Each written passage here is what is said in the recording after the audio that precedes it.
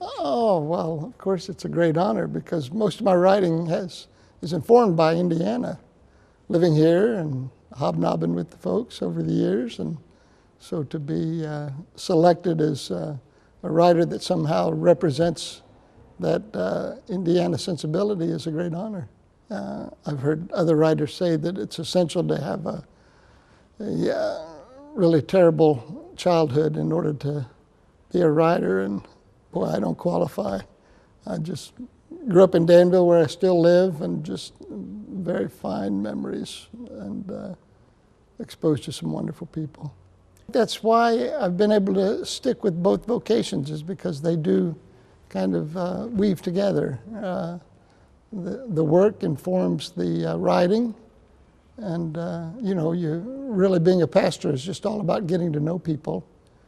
And then when you get to know them, then you can write about them as long as you change the names. I'm actually working on 2 books now simultaneously. One is called The Awakened Soul, and it's about the characteristics that we see in people who are what Abraham Maslow called self-actualized, what the Benedictine monk brother David Sandor-Ross called super alive.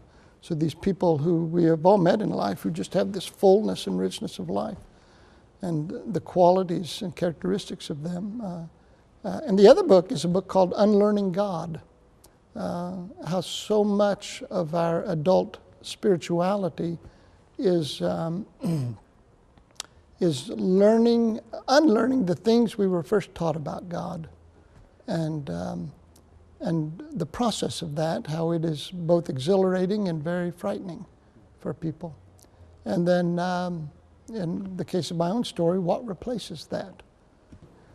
Probably the difference with this book, especially with Unlearning God, is that it is more of a spiritual memoir.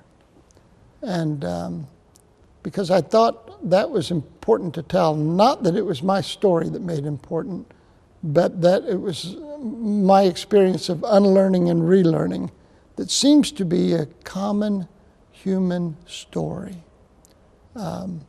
When I talk with people in my meeting and when they come to me to talk about their spiritual lives, I see this as a recurring theme, having to unlearn and relearn.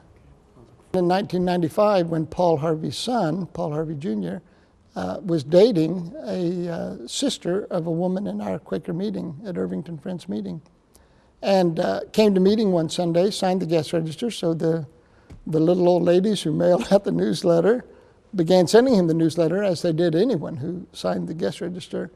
And so he was reading it and shared it with his father later that week, who, on what must have been the slowest news day in history, had a 4-minute gap to fill and decided to read that essay.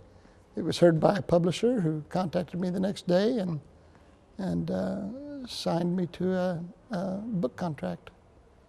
So I've been writing ever since. It's allowed me to do some things. It's allowed my wife to quit a job that she didn't find particularly meaningful and pursue a career as a children's librarian.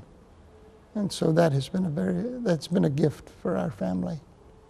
And when we married, I had such poor prospects that her mother really was doing all she could to encourage Joanne not to marry me. And my wife's siblings were doing the same, and I don't blame them a bit. I didn't have any prospects. I hadn't. My education was very scant, and I just showed no promise at all. So I'm always surprised whenever anything like this happens. And but it's been fun. Yeah, it's been fun.